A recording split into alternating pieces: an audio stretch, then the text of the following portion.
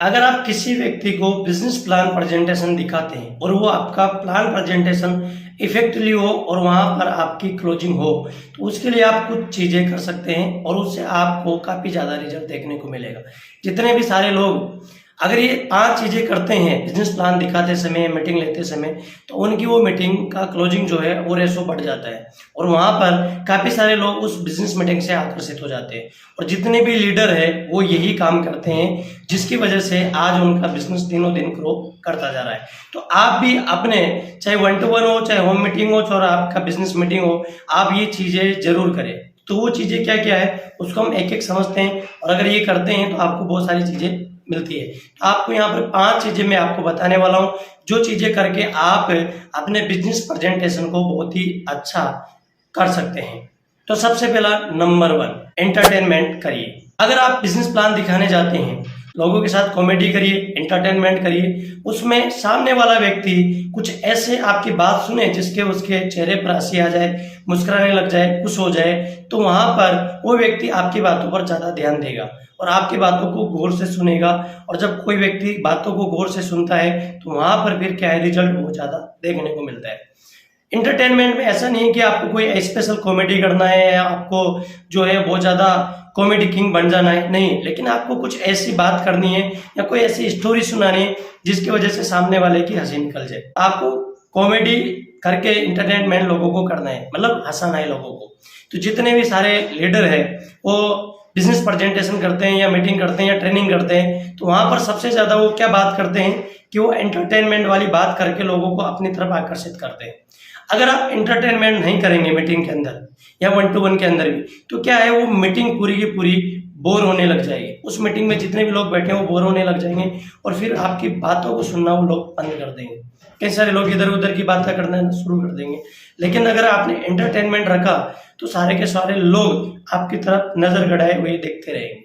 तो आपको क्या करना है, शुरुआत एंटरटेनमेंट से करनी है ताकि लोग आपके साथ में कनेक्ट हो सके। नंबर 2, इमोशनली टच करना है। जितने भी लोग, या आप 1 to 1 कर रहे हैं या होम मीटिंग कर रहे हैं या फिर आप बिजनेस मीटिंग कर रहे हैं, वहां पर जितने भी लोग हैं उनको आप अपने से इमोशनली टच करिए कि सर, मैं भी पहले इसी तरह से जॉब करता था या इस तरह से कोई काम करता था और धीरे धीरे जब मुझे ये बिजनेस मिला तो मैं काफी ज्यादा परेशान था। इसके साथ साथ मैंने काम करना शुरू किया और आज मैं यहाँ पे हूँ। तो आपको क्या करना है, इमोशनली टच करना है। किसी ऐसे सक्सेसफुल लीडर की आपको कहानी सुनानी जिसके वो अपने आप को रिलेट कर सके कि यार मैं भी ऐसा ही हूँ, मैं भी जॉब करता हूँ, जो मैं परेशान हूँ, अगर ये व्यक्ति यहाँ पर पहुंच सकता है तो मैं भी पहुंच सकता हूँ।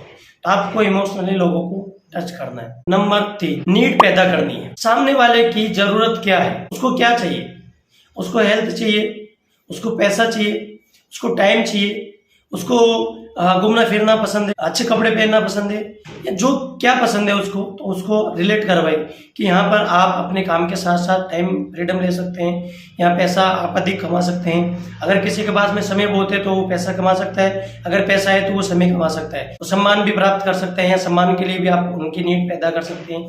या हो सकता है किसी लोगों को सुरक्षा के लिए डर लगता है तो आप सुरक्षा के लिए बात कर सकते हैं। किसी लोगों को घूमना फिरना बहुत पसंद है तो आप इंजॉय के बारे में बात कर सकते हैं कि इस बिजनेस से, डायरेक्ट सेलिंग बिजनेस से आप एंजॉय भी कर सकते हैं और यहाँ से आपको समय भी बहुत ज्यादा मिलेगा। यहाँ पर आपका बहुत ज्यादा सम्मान होगा। आपको यहाँ पर जितने सारे लीडर है उनको बहुत अच्छा सम्मान मिलता है। तो आप क्या है, नीड पैदा करें ताकि वो इस बिजनेस की तरफ आकर्षित हो। अगर आप ये करते हैं तो आपका जो प्लान प्रेजेंटेशन है वो बहुत ज्यादा इफेक्टिवली होगा और आपके क्लोजिंग के चांसेस बढ़ जाएंगे। नंबर 4, डर पैदा करिए। अब डर पैदा क्यों करना है, कई सारे लोग करते हैं तो आप लोग डरा के बिजनेस कर रहे हो, नहीं। कभी कभी क्या होता है कि डराना इसलिए जरूरी है, जैसे छोटे बच्चे को मान लो कुछ चोट लग जाए या बुखार आ जाए तो हम उसको बोलते हैं कि बेटा अगर ये नहीं करेगा तो तेरी बहुत ज्यादा बढ़ जाएगा, ये यहाँ से ब्लड निकल रहा है, ये बहुत ज्यादा निकलने लग जाएगा। तो फिर उसको क्या करते हैं, थोड़ा सा डरा करके, या अगर वो मान लो सो नहीं रहा है तो उसको बताते हैं कि अगर सोएगा नहीं आबू आ जाएगा, हमारे बोलते हैं हाबू आ जाएगा। तो क्या होता है, वो बच्चा फिर उसके डर के मारे वो सो जाता है। तो कुछ भी करने के लिए थोड़ा सा डराना भी जरूरी है।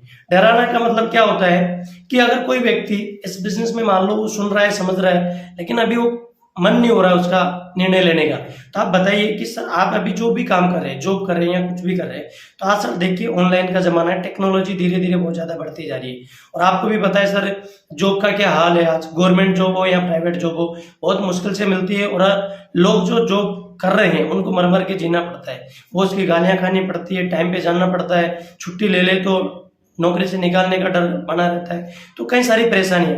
अगर सर किसी कारण से अगर जॉब नहीं रही हमारे पास में, तो फिर हमारा क्या होगा, आपके पास में क्या इनकम सोर्स है। इसके अलावा आप डर पैदा करिए कि सर खर्चे बढ़ते जा रहे, महंगाई बढ़ती जा रही है और महंगाई आने वाले समय में कम होने वाली नहीं है। तो सर जो आप जॉब कर रहे हैं 30,000 40,000 की, आपका जो इनकम बढ़ेगा, मान लो आपका खर्चा जो है 80,000 रुपये है और आपकी जॉब का जो सैलरी है वो 40,000 है, तो आप कैसे मेंटेन करेंगे सर। क्योंकि जॉब की जो इनकम है 1 तारीख को आती है और 10 तारीख को खत्म हो जाती है, बाकी पूरे महीने में एडजस्ट करके जिंदगी जीना पड़ता है। तो सर अगर आप यही जिंदगी अगर आप जिएंगे तो आगे आप देखो बच्चों का भविष्य क्या होगा, आपकी मैडम जो अपने घर को छोड़ के आई है उसका फ्यूचर क्या होगा, आपका फ्यूचर क्या होगा। और चलो अभी तो जैसे तैसे करके गुजारा चल रहा है, लेकिन जब आपके बच्चे बड़े होंगे तो खर्चे बढ़ेंगे, तब आपके पास में क्या उपाय है। तो थोड़ा सा आप उनको फ्यूचर के बारे में बता करके आप थोड़ा सा फेर पैदा कीजिए इस बिजनेस को करने के लिए, तो वहां पर वो इफेक्टिवली आपके काम को करने के लिए तैयार हो जाएंगे। नंबर 5, कम्युनिकेट कीजिए, लोगों से बातचीत कीजिए। क्योंकि जो लोग बैठे हैं ना, उनसे अगर आप बातचीत नहीं करेंगे तो पूरी की पूरी मीटिंग बोरिंग हो जाएगी, और जो लोग बैठे हैं ना वो बोर होने लग जाएंगे, और बोर होने के बाद में वहां पर रिजल्ट का रेशो बहुत कम आता है।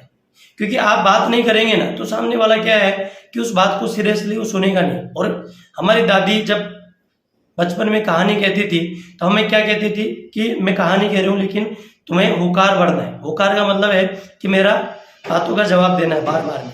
तो अगर आप कम्युनिकेशन करेंगे, कम्युनिकेट करेंगे लोगों के साथ में कि क्या आप मानते हैं कि ऐसा होने जा रहा है, और सामने वाला कहता है यस, इसका मतलब है कि वो आपके साथ कम्युनिकेट कर रहा है, आपसे बात कर रहा है और वो आपकी बातों को समझ भी रहा है। धीरे धीरे धीरे धीरे जब आप पूरी चीजें क्लियर कर देते हैं, सारी चीजें बता देते हैं, उसके बाद में कई सारे लोगों के सवाल होते हैं और सवालों का जवाब देना भी बहुत ज्यादा जरूरी होता है। अगर आप सवालों का जवाब नहीं देंगे तो फिर क्या होगा कि वो व्यक्ति वहां से उठ के चला जाएगा, आपका बिजनेस प्लान सक्सेसफुली नहीं होगा। लेकिन सवालों का जवाब भी देने के लिए आपको तुरंत रेस्पॉन्स नहीं करना है। जैसे सामने वाले ने कोई क्वेश्चन किया और आपने तुरंत रेस्पॉन्स कर दिया तो फिर क्या होगा कि वहां पर वो व्यक्ति आपसे सेटिस्फाइड नहीं हो पाएगा। जितने भी लीडर्स हैं वो क्या करते हैं, क्वेश्चन जब उनके सामने आता है तो उसका तुरंत रिप्लाई कभी नहीं करते, उसके बारे में चुप रहते हैं और फिर बाद में उसका जवाब देते हैं। क्योंकि सामने वाले ने जब आपसे क्वेश्चन किया कि ये तो फालतू के काम है, ऐसे बहुत सारे काम आए, ऐसी कंपनियां आकर के चली जाती है, लोगों को बेवकूफ बनाते हैं और ये तो आपके लूटने का काम है, ठीक है। यहाँ पर 2 लोगों को जोड़ना होता है और लोगों को 2 जोड़ो और आगे 2 जोड़ो, चेन बनाओ और ऐसा पिरामिड बनाओ, ऐसा सिस्टम है। तो आपको क्या करना है, उसका जवाब उसी इमीडिएट आपको नहीं देना है। आपको क्या करना है, सुनना है, पहले ध्यान से सुनना है और ध्यान से सुनने के बाद में क्या करना है, उसको नोट करना है कि ठीक है आप बताइए क्या है आपका सवाल, अच्छा बहुत बढ़िया, और ठीक है। और वो व्यक्ति 4 5 6 सवाल के बाद में वो अपने आप रुक जाएगा, क्योंकि उसके जो दिमाग में चल रहा है ना, वो चलने के बाद में वो 6 सवालों तक रुक जाता है। क्योंकि ज्यादा सवाल उसके पास होंगे भी ना, तब भी वो आपके साथ में डिस्कस नहीं करेगा, क्योंकि वो 4 5 ही मुख्य सवाल थे। कंपनी भाग गई तो ऐसी कंपनियां बहुत आती है, ऐसे बहुत लोग आए चले गए, ऐसे सपने दिखाते हैं, झूठे सपने दिखाते हैं, ऐसे पूरे नहीं होते। तो 4 5 सवाल के बाद में रुक जाएगा। तो फिर आपको बोलना है मुस्कुरा के, सर बहुत बढ़िया और आज आपसे मिलके मुझे बहुत अच्छा लगा। बहुत अच्छा क्यों लगा, क्यों, क्योंकि उसको भी लगे कि यार बहुत अच्छा क्यों लगा, क्योंकि जो सवाल आपने पूछा है ना सर, ये सारे के सारे सवाल मेरे भी थे। उसको लगेगा कि यार ये तो मेरा ही बंदा है, मेरी तरह इसके सवाल है। लेकिन सर ये सवाल मेरे थे, आपके भी हैं, और आप एक बार दिमाग पे जोर डालिए कि शायद और भी सवाल निकल के आएंगे। तो सामने वाले का जवाब है नहीं सर यही सवाल है मेरे। तो अब आपका कम्युनिकेट करने का जो सिलसिला है अब शुरू होता है कि सर देखिए यहाँ पर जो है ना, ये सारे के सारे सवाल मेरे भी थे जब मैंने इस बिजनेस को देखा था। लेकिन मेरे को जो बताने आए थे, जो सीनियर मेरे को बता रहे थे, समझा रहे थे इस बिजनेस के बारे में, तो मैंने क्या किया, एक बहुत अच्छा काम किया। मैंने उनकी बातों को बहुत ही गौर से और ध्यान से सुना सर। तो आप भी सर गौर से सुनिए, ध्यान से सुनिए। अब मैं आपको बताता हूँ, अब आपका काम है उस व्यक्ति के साथ में उसके जो क्वेश्चन है उनका एक एक करके जवाब देना और उसके सारे सवालों का जवाब मिल जाएगा और वो आपसे सेटिस्फाइड हो जाएगा और उसके बाद में आपका बिजनेस ज्वाइन कर लेगा। तो ये 5 चीजें आप अगर बिजनेस प्लान दिखाते समय, मीटिंग करते समय अगर आप करेंगे तो आपका जो प्रेजेंटेशन है वो बहुत ही ज़्यादा इफेक्टिवली होगा। और आप ये करके देखिए और फिर मुझे कमेंट करके बताइए, और क्या आप ये करते हैं और करते हैं तो आप कमेंट करके ज़रूर बताइएगा। तो दोस्त आज के वीडियो में सिर्फ इतना ही। कैसा लगा आपको वीडियो? अगर अच्छा लगा है तो लाइक करिए, शेयर करिए अपने दोस्तों में, और हाँ, चैनल पर आप फर्स्ट टाइम विजिट कर रहे हैं तो आप चैनल को सब्सक्राइब करके और नोटिफिकेशन जरूर ऑन कीजिए। और कोई भी बात आपको अच्छी लगी तो कमेंट जरूर कर दीजिए, और अगर आप फेसबुक पर देख रहे हैं तो आप हमें फॉलो जरूर कर लीजिएगा। तो मिलते हैं अगले वीडियो में, तब तक के लिए जय हिंद।